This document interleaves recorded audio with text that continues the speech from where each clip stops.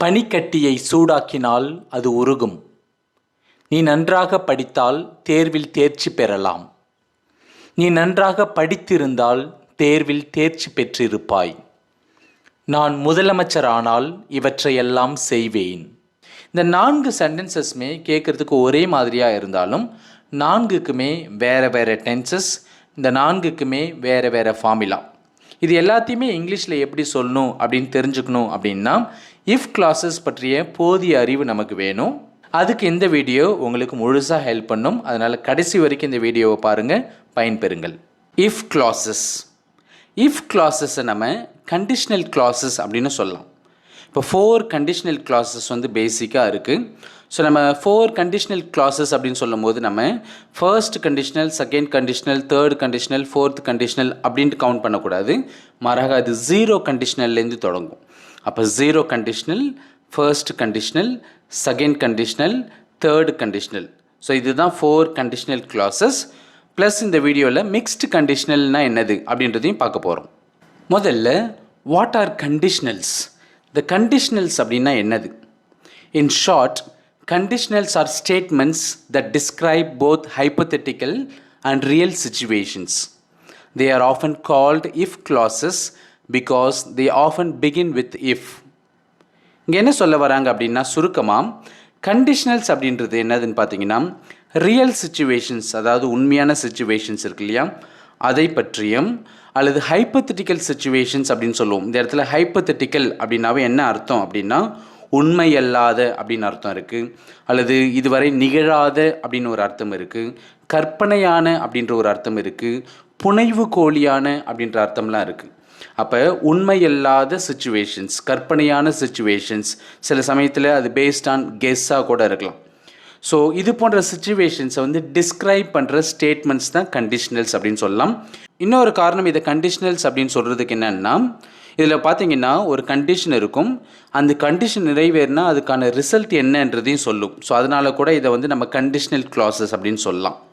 So இந்த conditional கிளாஸஸை வந்து நம்ம இஃப் கிளாஸஸ் அப்படின்னு சொல்லலாம். காரணம் என்னன்னா பெரும்பாலான கண்டிஷனல் கிளாஸஸ் பார்த்தீங்கன்னா இஃப்ன்ற வார்த்தையில் தொடங்கும். அதனால் இதை இஃப் கிளாஸஸ் அப்படின்னு சொல்லலாம். 4 டைப்ஸ் ஆஃப் கண்டிஷனல்ஸ் என்னென்ன அப்படின்றத ஒன்றா பார்க்கலாம். முதல்ல த 0 கண்டிஷனல். இந்த 0 கண்டிஷனலாக இருக்கட்டும் அல்லது எந்த கண்டிஷனலாக இருக்கட்டும் எப்பயுமே அதில் ஒரு இஃப் கிளாஸ் வரும், அதே போல் ஒரு மெயின் கிளாஸ் வரும். அப்போ இஃப் கிளாஸ் அப்படின்னு சொல்லும் போது அது சப்பார்டினேட் கிளாஸ், மெயின் கிளாஸ் வந்து அது வந்து இண்டிபெண்ட் கிளாஸ். இப்போ இந்த இஃப் கிளாஸில் பார்த்தீங்கன்னா எப்பயுமே கண்டிஷன் இருக்கும். ஸோ இந்த கண்டிஷன் நிறைவேறிச்சுன்னா அதுக்கான ரிசல்ட் என்னன்றதை மெயின் கிளாஸ் வந்து சொல்லும். அப்போ 0 கண்டிஷனல் கிளாஸுக்கு ஒரு ஃபார்முலா இருக்குது. அது என்னதுன்னா இஃப் கிளாஸ் எப்பயுமே சிம்பிள் ப்ரெசன்ட் டென்ஸில் இருக்கும், மெயின் கிளாஸும் எப்பயுமே சிம்பிள் ப்ரெசன்ட் டென்ஸில் இருக்கும். இப்போ எடுத்துக்காட்டுக்கு if the temperature reaches 0 degrees Celsius, water freezes. If the temperature reaches 0 degrees Celsius, water freezes. அப்படின்னா வெப்பநிலை 0 டிகிரி செல்சியஸை அடைந்தால் தண்ணீர் உறைகிறது அப்படின்னு அர்த்தம். இங்கே பாருங்கள், இஃப் கிளாஸ் பார்த்தீங்கன்னா சிம்பிள் ப்ரெசன்ட் டென்ஸில் இருக்குது. Okay, when the temperature reaches, okay, simple present டென்ஸில் இருக்குது. அதே போல் மெயின் கிளாஸ் வாட்டர் ஃப்ரீசஸ் அப்படின்ற மெயின் கிளாஸும் பார்த்தீங்கன்னா சிம்பிள் ப்ரெசன்ட் டென்ஸில் இருக்குது. இதில் ஒரு விஷயத்தை நம்ம நோட் பண்ணணும், அது என்னதுன்னு பாருங்கள். The 0 conditional is the only type of conditional in which when can replace if. அதாவது 4 types of conditionals இருக்குன்னு சொன்னேன். இதில் 0 கண்டிஷனலில் மட்டும் இஃப்க்கு பதிலாக when போட்டுக்கலாம். இப்போ இந்த 0 கண்டிஷனலை எது எதுக்கெலாம் நம்ம பயன்படுத்தலாம் அப்படின்னு பார்த்தீங்கன்னா ஜென்ரல் ட்ரூத்ஸை வந்து எக்ஸ்ப்ரெஸ் பண்ணுறதுக்கு, universal truths, scientific truths, habits, நம்மளுடைய ஹேபிட்ஸ் இருக்கும் அதை எக்ஸ்ப்ரெஸ் பண்ணுறதுக்கு, ப்ரெசண்ட் ரியல் சிச்சுவேஷன்ஸ், அதாவது ப்ரெசண்ட்டில் ரியல் சிச்சுவேஷன்ஸை வந்து எக்ஸ்ப்ரெஸ் பண்ணுறதுக்கு, அதுபோல் condition that always has the same result. ஒரு பர்டிகுலர் கண்டிஷன் வந்து நம்ம அச்சீவ் பண்ணிட்டோம் அப்படின்னா அதுக்கு எப்பயுமே ஒரு பர்டிகுலர் ரிசல்ட் தான் இருக்கும் அப்படின்ற பட்சத்தில் நம்ம 0 கண்டிஷனில் வந்து யூஸ் பண்ணலாம்.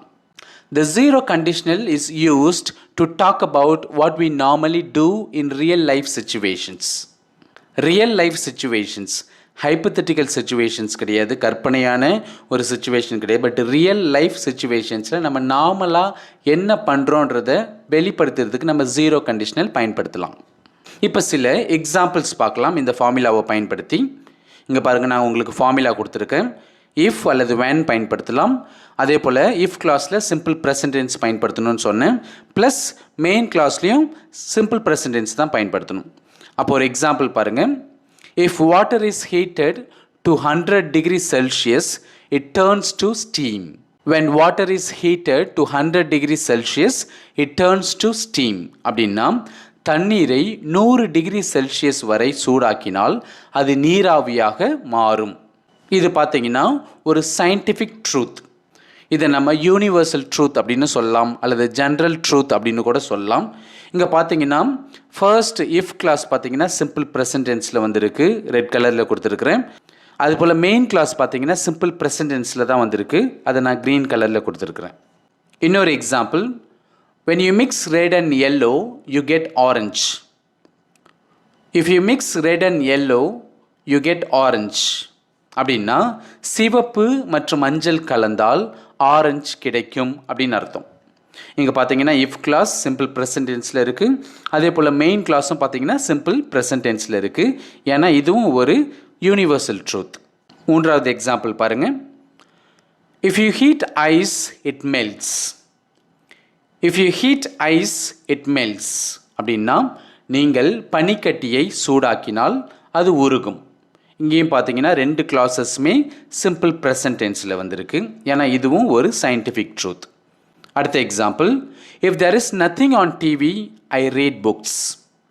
if there is nothing on TV I read books அப்படின்னா டிவியில் ஒன்றுமில்லை என்றால், அதாவது எந்த ப்ரோக்ராமும் இல்லை அப்படின்னா நான் புத்தகம் வாசிப்பேன். இது வந்து என்னுடைய ஹேபிட். அதனால தான் பார்த்தீங்கன்னா இங்கே ரெண்டு கிளாஸஸுமே சிம்பிள் ப்ரெசன்ட் டென்ஸில் வந்திருக்கு. இப்போ ஜீரோ கண்டிஷனலை பொறுத்த வரைக்கும் கண்டிஷன் வந்து ஃபுல்ஃபில் ஆயிடுச்சு அப்படின்னா ரிசல்ட் எப்பயுமே ஒன்றா தான் இருக்கும், எப்போவுமே ஒரே ரிசல்ட்டாக தான் இருக்கும். அதனால தான் ரெண்டு கிளாஸஸ்லையுமே நம்ம சிம்பிள் ப்ரெசன்ட் டென்ஸ் பயன்படுத்துகிறோம். இரண்டாவது கண்டிஷனல் கிளாஸ் என்னதுன்னா the first conditional. So first கண்டிஷனலுக்கான ஃபார்முலா என்னது? இஃப் கிளாஸ் பார்த்தீங்கன்னா சிம்பிள் ப்ரெசன்ட் டென்ஸில் வரும், மெயின் கிளாஸ் பார்த்தீங்கன்னா சிம்பிள் ஃபியூச்சர் டென்ஸில் வரும். ஸோ இதுக்கு முன்னாடி பார்த்த ஜீரோ கண்டிஷனலில் பார்த்தீங்கன்னா ரெண்டு கிளாஸஸுமே சிம்பிள் ப்ரெசன்ட் டென்ஸில் வரும். ஆனால் இங்கே பார்த்தீங்கன்னா இஃப் கிளாஸ் சிம்பிள் ப்ரெசன்ட் டென்ஸில் வரும், மெயின் கிளாஸ் சிம்பிள் ஃபியூச்சர் டென்ஸில் வரும். இப்போ எடுத்துக்காட்டுக்கு, if you study well you will pass the exam. If you study well you will pass the exam அப்படின்னா நீ நன்றாக படித்தால் தேர்வில் தேர்ச்சி பெறுவாய் அப்படின்னு அர்த்தம்.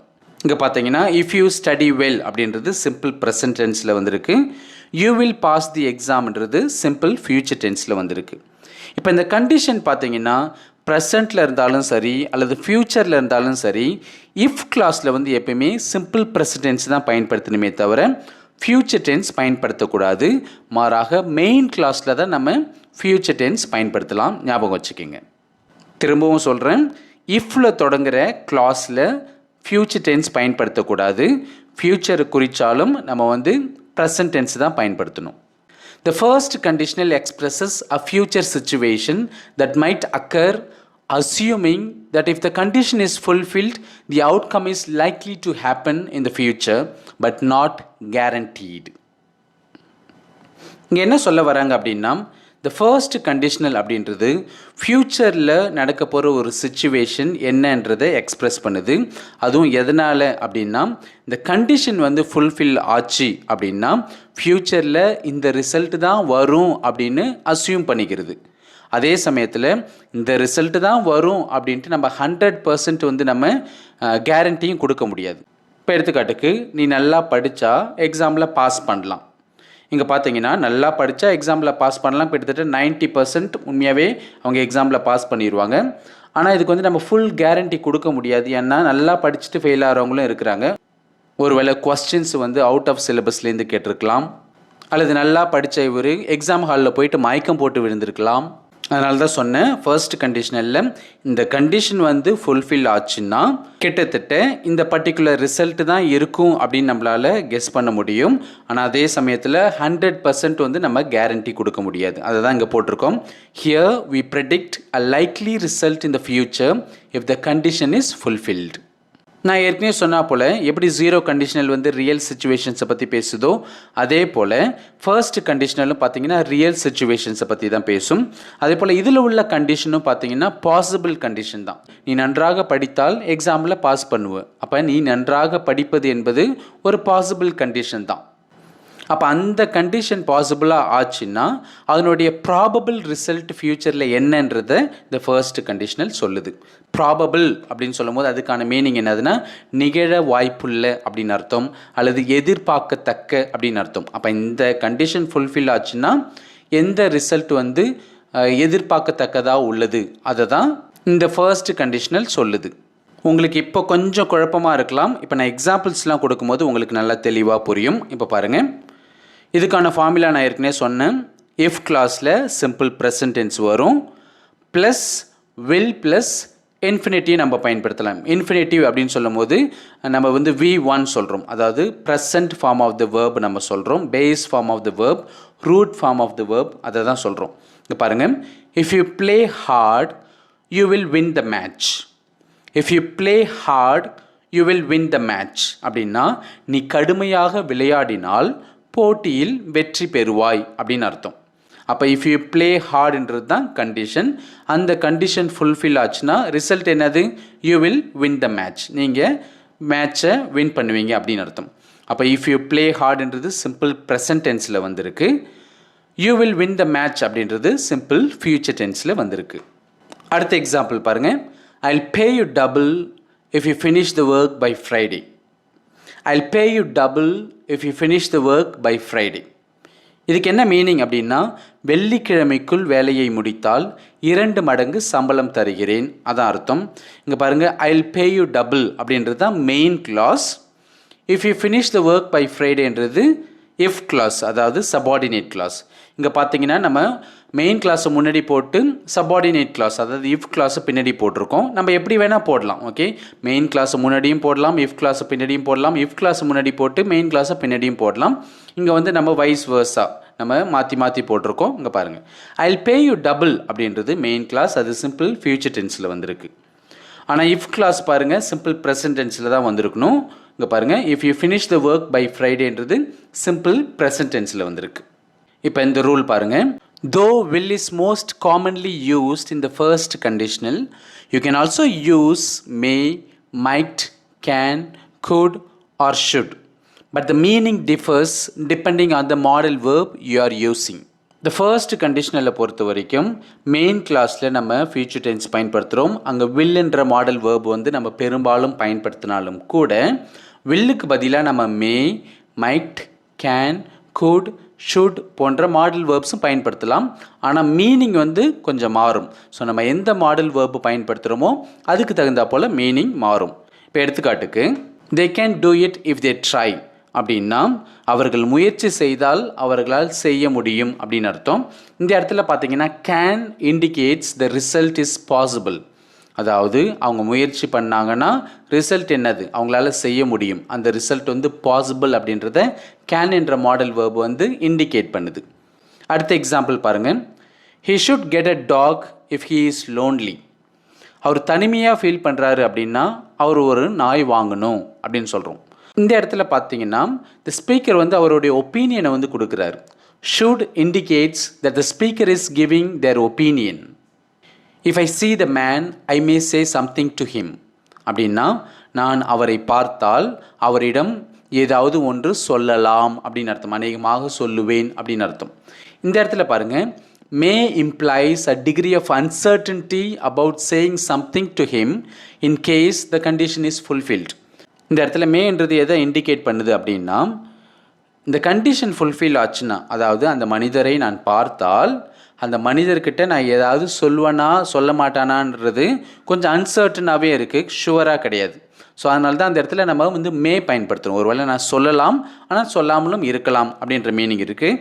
ஸோ அந்த அன்சர்டனிட்டி இருக்கிறதால தான் இந்த இடத்துல நம்ம மே பயன்படுத்துகிறோம். We could go to Kashmir if we save enough money. We could go to Kashmir if we save enough money. அப்படின்னா நம்ம போதுமான பணம் வந்து நம்ம சேமித்து வச்சா நம்ம காஷ்மீருக்கு போகக்கூடிய வாய்ப்பு இருக்குது, பாசிபிலிட்டி இருக்குது அப்படின்னு அர்த்தம். இங்கே பார்த்தீங்கன்னா could indicates that the result is possible. If she knows the truth, she might not be happy. If she knows the truth, she might not be happy. அப்படின்னா அவளுக்கு உண்மை தெரிஞ்சால் அவள் அநேகமாக சந்தோஷப்பட மாட்டா அப்படின்னு அர்த்தம். Here, might implies a degree of uncertainty about her happiness in case the condition is fulfilled. அதாவது இந்த கண்டிஷன் ஃபுல்ஃபில் ஆச்சு அப்படின்னா, அதாவது அவளுக்கு உண்மை தெரிஞ்சுது அப்படின்னா அவள் வந்து சந்தோஷப்பட மாட்டா அப்படின்றத என்னால் உறுதியாக அந்த இடத்துல சொல்ல முடியாது.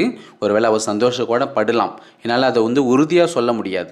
ஸோ அந்த அன்சர்டன்ட்டி இருக்கிறதால தான் இந்த இடத்துல நம்ம மைட் போட்டிருக்கோம், வில் போடல. ஆக மொத்தம் என்ன சொல்ல வரேன் அப்படின்னா, த ஃபர்ஸ்ட் கண்டிஷனல் கிளாஸஸில் பார்த்தீங்கன்னா சிம்பிள் ஃபியூச்சர் டென்ஸ் பயன்படுத்தும் போது அங்கே நம்ம வில்லுக்கு பதிலாக மற்ற மாடல் வேர்ப்ஸ் கூட பயன்படுத்தலாம், ஆனால் மீனிங் மாறும். த செகண்ட் கண்டிஷனல் என்னது அப்படின்றத பார்க்க போகிறோம். செகண்ட் கண்டிஷனலாக இருக்கட்டும், அதுக்கு அடுத்ததாக நம்ம பார்க்க போகிற தேர்ட் கண்டிஷனலாக இருக்கட்டும், இது ரெண்டுமே அன்ரியல் சுச்சுவேஷன்ஸை பற்றி தான் எக்ஸ்பிரஸ் பண்ணும். அதாவது ஹைப்போதெட்டிக்கல் சுச்சுவேஷன்ஸ், இமேஜினரி சுச்சுவேஷன்ஸ்னு சொல்லுவோம் இல்லையா, ஸோ அதை தான் எக்ஸ்பிரஸ் பண்ணும். த செகண்ட் கண்டிஷனலுக்கான ஃபார்முலா என்னதுன்னு பார்க்கலாம். இஃப் கிளாஸில் பார்த்தீங்கன்னா சிம்பிள் பாஸ்ட் டென்ஸ் நம்ம பயன்படுத்தணும். மெயின் கிளாஸில் பார்த்தீங்கன்னா ப்ரெசன்ட் அன்ரியல் கண்டிஷனல், அதாவது would ப்ளஸ் இன்ஃபினிட்டிவ் வேர்பு பயன்படுத்துவோம். இதுக்கு முன்னாடி பார்த்ததில் இஃப் கிளாஸில் சிம்பிள் ப்ரெசன்ட் டென்ஸு, மெயின் கிளாஸில் வில் ப்ளஸ் இன்ஃபினிட்டிவ் வேர்பு பயன்படுத்தணும். ஆனால் இந்த கண்டிஷனலில் பாருங்கள், இஃப் கிளாஸில் சிம்பிள் பாஸ்ட் டென்ஸ் பயன்படுத்துகிறோம், மெயின் கிளாஸில் வில்லுக்கு பதிலாக நம்ம would போட்டு இன்ஃபினிட்டிவ் வேர்பு போடுவோம். அதான் ப்ரெசன்ட் அன்ரியல் கண்டிஷனல். இப்போ எடுத்துக்காட்டுக்கு, if I become the president I would eradicate the corruption in India. If I became the president, I would eradicate the corruption in India. அப்படின்னா நான் ஜனாதிபதியானால் இந்தியாவில் ஊழலை ஒழிப்பேன் அப்படின்னு அர்த்தம். இங்கே ஐ பிகேம் அப்படின்றது சிம்பிள் பாஸ்ட் டென்ஸில் இருக்குது இஃப் கிளாஸ். அதே போல் ஐ வுட் இராடிகேட் அப்படின்னு ப்ரெசன்ட் அன்ரியல் கண்டிஷனல் இருக்குது, அதாவது வுட் ப்ளஸ் இன்ஃபினிட்டிவ் வேர்ப் நம்ம பயன்படுத்தியிருக்கிறோம். இதில் ரொம்ப முக்கியமான ரூல் பாருங்கள். Though the second resembles the first conditional in meaning, their structures are distinct. Moreover, the first conditional usually refers to future events that are likely to happen, while the second refers to events that are unlikely to happen. The second conditional உள்ள சென்டென்ஸை வந்து நம்ம கேட்கும்போது கேட்குறதுக்கு பார்த்தீங்கன்னா அது first கண்டிஷனலில் உள்ள sentence போலே தான் இருக்கும். இப்போ எடுத்துக்காட்டுக்கு, நீ நன்றாக படித்தால் எக்ஸாமில் பாஸ் பண்ணுவேன், நான் ஜனாதிபதியானால் இந்தியாவில் ஊழலை ஒழிப்பேன். கேட்குறதுக்கு ஒரே டென்ஸ் ஒரே ஸ்ட்ரக்சர் போல் இருக்கும், ஆனால் ஒரே டென்ஸ் கிடையாது, ஒரே ஸ்ட்ரக்சரும் கிடையாது, ரெண்டும் வேறு வேறு. ஃபர்ஸ்ட் கண்டிஷனலில் பார்த்தீங்கன்னா நடக்கக்கூடிய காரியங்களை பற்றி நம்ம பேசணும், ஆனால் செகண்ட் கண்டிஷனலில் பார்த்தீங்கன்னா நடக்க இயலாத காரியங்களை பற்றி நம்ம பேசுகிறோம். நான் நன்றாக படித்து எக்ஸாமில் பாஸ் பண்ணுறதுன்றது ரொம்ப பாசிபிளான ஒரு விஷயம். ஆனால் உங்களுக்கு டீச் பண்ணிகிட்டு இருக்கிற நான் ஜனாதிபதி ஆகி இந்தியாவில் ஊழலை ஒழிக்கிறதுன்றது கொஞ்சம் இமேஜினரி சுச்சுவேஷன் தான், அன்ரியல் சுச்சுவேஷன், பாசிபிலிட்டி ரொம்ப ரொம்ப ரொம்ப கம்மி. இந்த இம்பாசிபிலிட்டியை வந்து இண்டிகேட் பண்ணுறதுக்காக தான் நம்ம இஃப் கிளாஸில் சிம்பிள் பாஸ்ட் டென்ஸ் நம்ம வந்து பயன்படுத்துகிறோம். சுருக்கமாக சொல்லணும் அப்படின்னா, the second conditional is used to talk about what you would generally do in imaginary situations. அதாவது ஒரு கற்பனையான ஒரு சூழ்நிலையில் நம்ம வந்து ஜென்ரலாக என்ன பண்ணுவோம், பொதுவாக என்ன பண்ணுவோம் அப்படின்றத வெளிப்படுத்துறதுக்கு தான் நம்ம செகண்ட் கண்டிஷனல் வந்து பயன்படுத்துகிறோம். ஸ்பெசிஃபிக்காக பார்த்தோன்னா செகண்ட் கண்டிஷனல் எதை எதை எக்ஸ்ப்ரெஸ் பண்ணுது அப்படின்னு பார்த்தீங்கன்னா, hypothetical condition and it's probable result. அதாவது கற்பனையான உண்மையில்லாத ஒரு கண்டிஷன் கொடுக்குது, அந்த கண்டிஷன் ஃபுல்ஃபில் ஆச்சுன்னா அதனுடைய ப்ராபபிள் ரிசல்ட் என்னன்றதை சொல்லும். அதே சமயத்தில் these hypotheticals are unlikely to be true. அதாவது இந்த கற்பனையாக சொல்லப்படுகின்ற இந்த சம்பவங்கள், இந்த நிகழ்வுகள் வந்து கிட்டத்தட்ட உண்மையாகிறதுக்கு வாய்ப்பே கிடையாதுன்ற அர்த்தம். இன்னும் ரத்தின சுருக்கமாக சொல்லணுன்னா, ப்ரெசண்ட்லேயும் ஃப்யூச்சர்லேயும் உள்ள அன்ரியல், இமேஜினரி இம்பாசிபிள் சிச்சுவேஷன்ஸை எக்ஸ்பிரஸ் பண்ணுறதுக்கு செகண்ட் கண்டிஷனலை நம்ம பயன்படுத்துகிறோம். இங்கே பாருங்கள், if I become God I would change the world. If I become God I would change the world. நான் கடவுளாக மாறினால் உலகையே மாற்றுவேன் அப்படின்னு அர்த்தம். இந்த இடத்துல நான் கடவுளாக மாறுறது அதுதான் கண்டிஷன். அந்த கண்டிஷன் வந்து impossible. Okay, it's impossible to achieve. இந்த கண்டிஷன் நிறைவேற வாய்ப்பே கிடையாது. அதனால தான் இங்கே வந்து நம்ம சிம்பிள் பாஸ்ட் டென்ஸ் பயன்படுத்தியிருக்கிறோம். அடுத்த எக்ஸாம்பிள் பாருங்கள். If I become the PM I wouldn't allow such atrocities. If I become the PM I wouldn't allow such atrocities அப்படின்னா நான் பிரதமர் ஆனால் இது போன்ற கொடுமைகளை அனுமதிக்க மாட்டேன் அப்படின்னு அர்த்தம். இங்கே பார்த்தீங்கன்னா the condition may be possible. நான் பிரதமராக ஆகுறது, ஏன் ஒரு டீச்சர் வந்து ஒரு ஆன்லைன் டீச்சர் ஒரு பிரதமராக ஆகக்கூடாதா என்ன, ஆகலாம். The condition may be possible but to the least degree. ஆனால் இந்த கண்டிஷன் பாசிபிள் ஆகிறது ரொம்ப ரொம்ப ரொம்ப வாய்ப்பு கம்மி. அதனால தான் நான் வந்து இங்கே செகண்ட் கண்டிஷனல் பயன்படுத்துகிறேன். சப்போஸ் நான் வந்து எதிர்க்கட்சி தலைவராக இருக்கிறேன் அப்படின்னா அடுத்த பிரதமராக ஆகிறதுக்கு எனக்கு வாய்ப்பு இருக்குன்னா நான் செகண்ட் கண்டிஷனலை யூஸ் பண்ணுவேன்னா இல்லை, நான் வந்து ஃபர்ஸ்ட் கண்டிஷனல் யூஸ் பண்ணுவேன். ஏன் அப்படின்னா எனக்கு அந்த வாய்ப்பு இருக்குது, பிரதமர் ஆகிறதுக்கான வாய்ப்பு இருக்குது. ஆனால் எனக்கு ஒரு ஆன்லைன் டீச்சரான எனக்கு வந்து அந்த வாய்ப்பு ரொம்ப ரொம்ப கம்மின்றதால நான் வந்து செகண்ட் கண்டிஷனல் யூஸ் பண்ணுறேன். இன்னும் 2 எக்ஸாம்பிள்ஸ் பார்க்கலாம். ஸோ நான் ஏற்கனவே சொன்ன ஃபார்முலா என்னது, இஃப் கிளாஸில் சிம்பிள் பாஸ்ட் டென்ஸ் பயன்படுத்தணும், ப்ளஸ் மெயின் கிளாஸில் வுட் ப்ளஸ் இன்ஃபினிட்டிவ் வேர்ப் நம்ம பயன்படுத்தணும். அப்போ if I won the lottery I would travel around the world. If I won the lottery I would travel around the world அப்படின்னா நான் lottery வென்றால் நான் உலகம் முழுவதும் சுற்றி வருவேன் அப்படின்னு அர்த்தம். இந்த இடத்துல if I won the lottery அப்படின்றது சிம்பிள் பாஸ்ட் டென்ஸில் இருக்குது. I would travel around the வேர்ல்டுன்றது வுட் ப்ளஸ் V1 ஃபார்முலாவை தழுவி வந்திருக்கு. If I had $1 billion I would travel to the moon. If I had $1 billion I would travel to the moon அப்படின்னா என்னிடம் $1 billion இருந்தால் நான் சந்திரனுக்கு பயணம் செய்வேன் அப்படின்னு அர்த்தம். இந்த இடத்துல if I had $1 billion simple past டென்ஸில் வந்திருக்கு.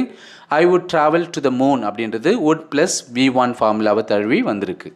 இங்கேயும் பார்த்தீங்கன்னா மெயின் கிளாஸில் வுட்டுக்கு பதிலாக மைட், குட் இது ரெண்டில் ஏதாவது ஒன்று கூட நம்ம பயன்படுத்தலாம். இப்போ எடுத்துக்காட்டுக்கு he could get the promotion if he knew the right people.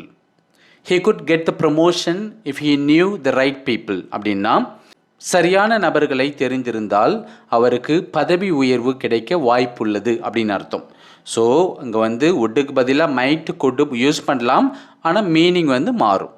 were instead of was. When there is the verb to be in the if clause, we can change it from was to were. This is because we are talking about imaginary or unreal situations. Both options are correct, but were is often preferred. The second conditional வந்து நம்ம imaginary situations plus unreal situations பற்றி பேசுகிறதால வாஸுக்கு பதிலாக வேர் கூட போட்டுக்கலாம். இப்போ ஐக்கு எப்பயுமே நம்ம வாஸ் தான் போடுவோம், ஹீக்கு வந்து வாஸ் தான் போடுவோம் இல்லையா. ஸோ அந்த வாஸுக்கு பதிலாக நம்ம வேர் கூட நம்ம போட்டுக்கலாம். வேர் தான் போடணும் அப்படின்னு கிடையாது, வாஸுக்கு பதிலாக வேர் போட்டுக்கலாம். ஸோ வாஸும் போடலாம், வேரும் போடலாம், பட் வேர் போடுறது ரொம்பவே காமன். எடுத்துக்காட்டுக்கு if I were a bird I would fly. If I were a bird I would fly அப்படின்னா நான் பறவையாக இருந்தால் பறப்பேன் அப்படின்னு அர்த்தம். இந்த இடத்துல நான் வந்து ஒரு பேர்டாக ஆக முடியாது இல்லையா. ஸோ அதனால தான் இஃப் ஐ வாஸுக்கு பதிலாக இஃப் ஐ வேர் அப்படின்னு கூட போட்டுக்கலாம். If I were you I would reject the proposal. If I were you I would reject the proposal அப்படின்னா நான் நீங்களாக இருந்தால் அந்த திட்டத்தை நிராகரிப்பேன் அப்படின்னு அர்த்தம். இந்த இடத்துல நான் வந்து நீங்களாக மாற முடியாது இல்லையா, நான் வந்து நீங்களாக ஆக முடியாது. அதனால தான் இஃப் ஐ வாஸ்க்கு பதிலாக இஃப் ஐ வேர் அப்படின்னு போட்டுக்கலாம். ஆனால் வாஸ் அண்ட் வேர் இந்த 2 ஆப்ஷனுமே கரெக்டு தான். நம்ம 4வதாக கற்றுக்க போகிற கண்டிஷனல் என்னதுன்னா the third conditional. The third கண்டிஷனலுக்கான ஃபார்முலா பாருங்கள். இஃப் கிளாஸில் பார்த்தீங்கன்னா பாஸ்ட் பர்ஃபெக்ட் டென்ஸ் பயன்படுத்தணும். மெயின் கிளாஸில் பார்த்தீங்கன்னா பர்ஃபெக்ட் கண்டிஷனல் அப்படின்னு சொல்லப்படுகின்ற வுட் ஹாவ் ப்ளஸ் V3 பயன்படுத்தணும். அதாவது வுட் ஹாவ் ப்ளஸ் V3 போது அது past participle form of the வேர்பை குறிக்கும்.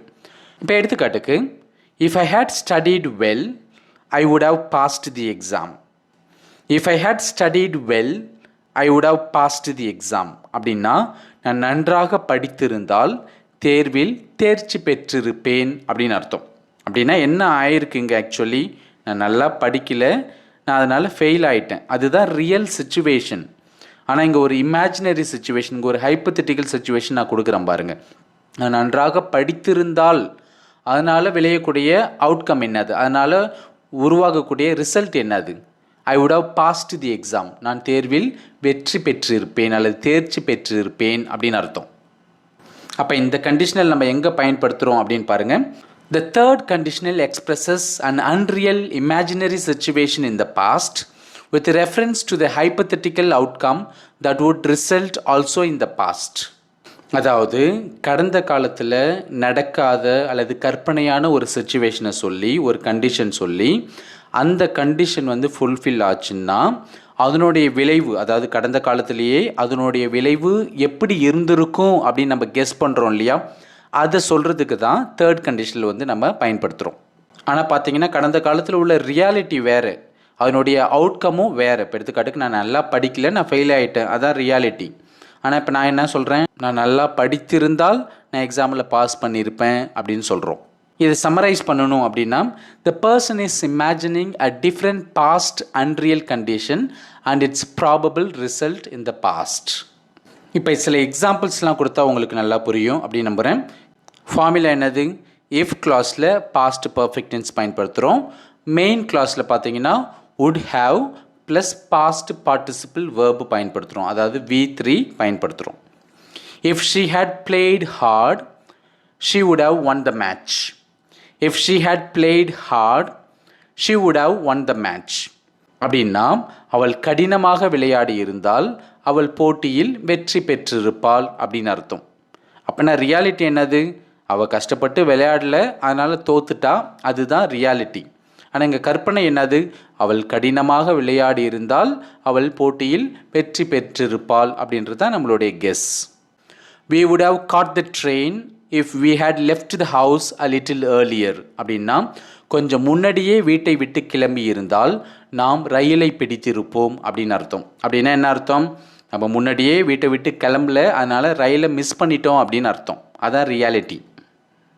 இங்கே அன்ரியல் சிச்சுவேஷனை நம்ம வந்து இமேஜின் பண்ணி அதனுடைய அவுட்கம் எப்படி இருந்திருக்கும் அப்படின்னு நம்ம கெஸ் பண்ணுறோம். கடைசி எக்ஸாம்பிள் பாருங்கள். If I had known how you were going to react, I would have kept my mouth shut. If I had known how you were going to react, I would have kept my mouth shut. அப்படின்னா நீங்கள் எப்படி react பண்ண போகிறீர்கள் என்று தெரிந்திருந்தால் நான் வாயை மூடிக்கொண்டு இருந்திருப்பேன் அப்படின்னு அர்த்தம். அப்படின்னா ரியாலிட்டி என்னது, நான் வாயை மூடிக்கிட்டு சும்மா இல்லாமல் ஏதோ வாயை கொடுத்து வாங்கி கட்டிக்கிட்டேன்னு அர்த்தம். இங்கேயும் பார்த்தீங்கன்னா would haveக்கு பதிலாக நம்ம could have பயன்படுத்தலாம், might have பயன்படுத்தலாம் அல்லது should have பயன்படுத்தலாம். ஆனால் மீனிங் மாறும். கடைசியாக நம்ம பார்க்க போகிறது மிக்ஸ்டு கண்டிஷனல்ஸ்னால் என்னது அப்படின்னு பார்க்கலாம். The mixed conditional talks about an imaginary unreal past situation and its present result. அதாவது கடந்த காலத்தில் நடக்காத ஒன்று நடந்திருந்தால் அதனுடைய ப்ரெசன்ட் ரிசல்ட் எப்படி இருக்கும் அப்படின்றத சொல்கிறது தான் மிக்ஸ்டு கண்டிஷனல். இதுக்கான ஃபார்முலா பாருங்கள். இஃப் கிளாஸில் பாஸ்ட் பர்ஃபெக்ட் டென்ஸ் வரும், மெயின் கிளாஸில் ப்ரெசன்ட் கண்டிஷனல் வரும், அதாவது would ப்ளஸ் இன்ஃபினிட்டிவ் வேர்ப் நம்ம பயன்படுத்துவோம்.